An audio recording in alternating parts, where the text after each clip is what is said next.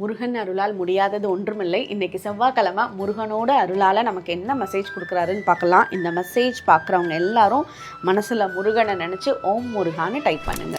இந்த வாரம் உங்களுக்கு சில புது இடத்துக்கு போகிற மாதிரி இருக்கும், சில புது மனிதர்களை மீட் பண்ணுற மாதிரி இருக்கும். அந்த மாதிரி சுச்சுவேஷனில் நீங்கள் ரொம்ப சாஃப்டான அப்ரோச் அந்த இடத்துல பண்ணணும், ரொம்ப ஜென்டிலாக பேசணும். சில இடத்துல நம்பிக்கை நீங்கள் வைக்கணும்.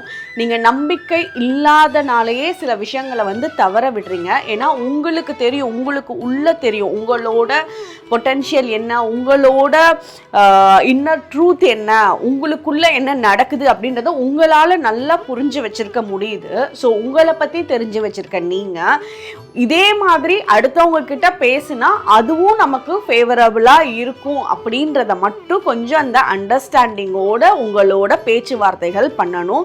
உங்களுக்கு இந்த வாரத்தில் ஒரு புது புது விஷயங்கள்லாம் நடக்கும். அந்த ஒவ்வொரு புது புது ஆப்பர்ச்சுனிட்டிஸுமே முருகன் உங்களுக்கு தேடி தான் கொடுக்குறாரு. இது எல்லாமே நீங்கள் வச்ச வேண்டுதல்னால தான் கிடைச்சிருக்கு. புதுசாலாம் எதுவும் நடக்கலை. நீங்கள் எதிர்பார்த்துட்டு இருந்த விஷயம்தான் உங்களுக்கு கிடைக்க போகுது. இந்த நேரத்தில் உங்களுக்கு எப்படி முருகனை வேண்டணும்னு தெரியல, சில சுச்சுவேஷன்ஸில் என்ன பண்ணலாம் அப்படின்னு தெரியல அப்படின்னா நீங்கள் உங்களோட குழந்தைய எப்படி கூப்பிடுவீங்க, கண்ணு, செல்லம், குட்டி, தங்கம் அப்படின்னு எப்படிலாம் கூப்பிடுறீங்களோ அந்த மாதிரி முருகனை மனசுக்குள்ளே நினச்சி கந்தா, முருகா, வடிவேலா, வேலவா எப்படி வேணாலும் கூப்பிடுங்க. அவர் ஓடோடி அந்த சுச்சுவேஷனில் உங்களுக்கு சப்போர்ட் பண்ணுறதுக்கு உண்டான சான்சஸ் இருக்குது. இந்த வாரம் நிறைய விஷயங்களை நீங்கள் பொறுமையாக கடைப்பிடிச்சிங்க, நம்பிக்கையோடு இருக்கீங்கன்னா ஒவ்வொரு விஷயமும் உங்களுக்கு கூடி வரதை ரொம்ப நல்லா உணர முடியும். ஓம் முருகா.